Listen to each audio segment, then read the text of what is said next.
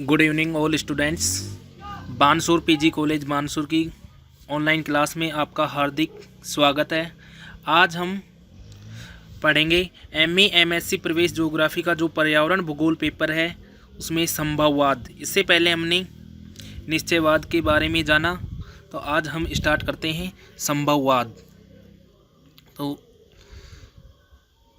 संभववाद निश्चयवाद विचारधारा के विरोध स्वरूप संभववाद विचारधारा का विकास हुआ।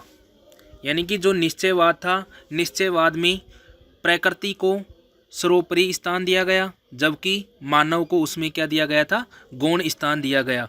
इस विचारधारा के विरोध स्वरूप संभववादी विचारधारा का विकास कहाँ हुआ? फ्रांस में हुआ। इसलिए इस विचारधारा को फ्रांसीसी विचारधारा के रूप में भी जाना जाता है।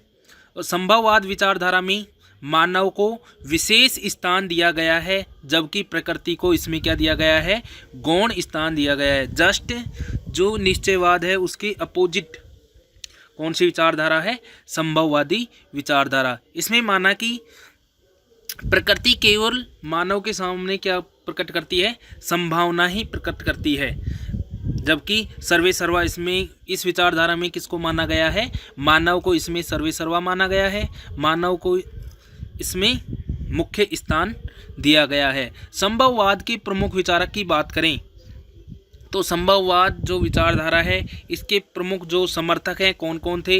लाफेब्रे थे, Vidal de la Blache, Jean Brunhes, Demangeon, Kirchhoff, Isaiah Bowman इत्यादि जो भूगोलवेत्ता हैं, ये सारे के सारे संभववाद के क्या रहे हैं? समर्थक रहे हैं। अब संभववाद शब्द की बात करें तो संभववाद शब्द का प्रयोग सबसे पहले किसने किया था? फेब्रे ने किया था। ये क्वेश्चन एग्जाम में, चाहे नेट का एग्ज़ाम हो चाहे स्कूल लेक्चरर का एग्ज़ाम हो, उनमें अधिकतम जो क्वेश्चन पूछा जाता है वो यही पूछा जाता है कि संभववाद शब्द किसने दिया। तो इम्पोर्टेंट क्वेश्चन है। तो संभववाद शब्द किसने दिया? लाफेब्रे ने दिया था। अब संभववाद विचारधारा के जनक जो प्रतिपादक हैं, संभववादी विचारधारा के प्रतिपादक कौन है? Vidal de la Blache. जो विडाल डी लाब्लास है कहाँ के? फ्रांसीसी भूगोलवेत्ता हैं। इन्होंने इस संभववादी विचारधारा को प्रतिपादित किया। इनकी प्रसिद्ध पुस्तक की बात करें तो इनकी प्रसिद्ध पुस्तक का नाम क्या है? Principle of human geography. मानव भूगोल के जो सिद्धांत है ये इनकी क्या है? प्रसिद्ध पुस्तक है। ये भी इम्पोर्टेंट पुस्तक है। ये किसकी है? ये विडाल डी लाब्लास की है। और प्रिंसिपल ऑफ ह्यूमन ज्योग्राफी जो पुस्तक है वो किसकी है? हंटिंगटन की भी है। तो ये भी इम्पोर्टेंट पुस्तक है। फिर बात करें संभववाद से संबंधित जो अपने अपने जो समर्थक हैं उन्होंने अपने विचार प्रकट किए, जो उन्होंने इस विचारधारा से संबंधित जो अपने विचार रखे, तो उनमें सबसे पहले देखें फेब्रे के अनुसार। फेब्रे ने इस संभववादी विचारधारा को प्रतिपादित करते हुए इन्होंने बताया कि कहीं अनिवार्यताएं नहीं हैं, यानी कि कहीं भी कोई अनिवार्यताएं नहीं है, सभी और संभावनाएं हैं। और उन संभावनाओं का स्वामी कौन है? स्वयं मानव है, जिसके चयन के लिए वह स्वतंत्र है।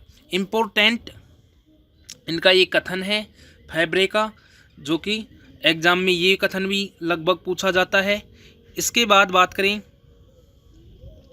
बिलास ने जो अपना सिद्धांत दिया, छांट व क्रिया का सिद्धांत, यानी चॉइस एंड एक्शन, जो इसने ये नियम दिया, इसमें कहा कि nature is no more than an adviser, यानी कि प्रकृति एक सलाहकार से अधिक कुछ नहीं है। इसमें इन्होंने मानव को क्या माना है? इसमें सर्वोपरि माना है। उन्होंने प्रकृति को केवल और केवल क्या माना है? एक सलाहकार के रूप में माना है, यानी कि एक सलाहकार से अधिक कुछ नहीं है। सब कुछ किस पर निर्भर है? इसमें मानव पे ही निर्भर है।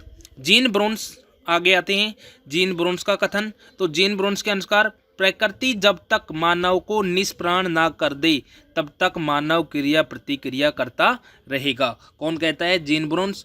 ये भी इनका इम्पोर्टेंट कथन है, यानी कि प्रकृति जब तक मानव को बिल्कुल निष्प्राण ना कर दे, यानी कि मानव में जब तक प्राण है, जब तक मानव जीवित है, तब तक मानव क्रिया प्रतिक्रिया कुछ ना कुछ रोज करता रहता है।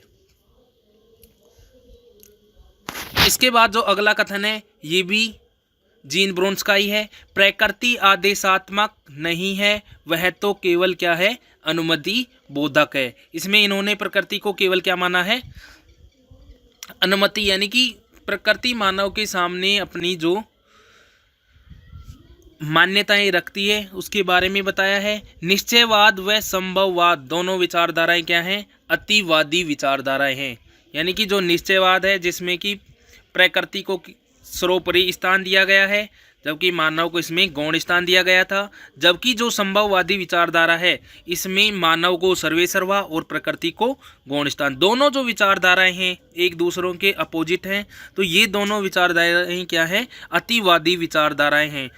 अतः दोनों के बीच प्रकृति व मानव के दोनों के मध्य जो सामंजस्य स्थापित करते हुए, यानी कि जो दोनों ये विचारधाराएं निश्चयवाद और संभववाद, इन दोनों के मध्य में सामंजस्य स्थापित करते हुए एक नई विचारधारा का विकास होता है, नव निश्चयवादी विचारधारा।